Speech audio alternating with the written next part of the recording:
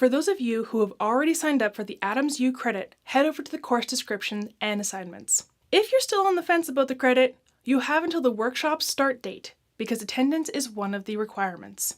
The last day to sign up to earn the credit as part of the DC workshop is July 9th. The last day to sign up to earn the credit as part of the Austin workshop is July 12th. And the last day to sign up to earn the credit as part of the virtual live workshop is July 19th. The assignments are due on different days, depending on which workshop you attend. For the folks who signed up to the DC workshop, your assignments are due on Friday, July 14th. For those who signed up to the Austin workshop, your assignments are due on Wednesday, July 19th. For those of you who are completing the virtual workshop, your assignments are due on Wednesday, July 26th. Now let's talk about what is required. What are these assignments you're talking about? Well, to receive a passing grade, you must complete the following requirements. Number 1, full day attendance. Attendance in person is required for the in-person workshops.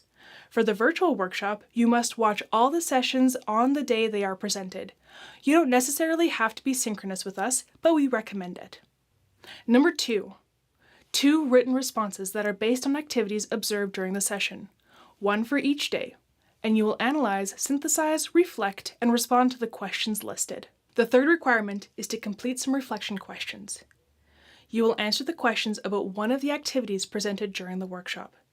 You may want to consider how your activity will be adapted if taught with a different grade level, taught in a virtual environment instead of a live teaching situation, how to adapt for students with disabilities, and any problems that might occur. Answers will be written in complete sentences for each question.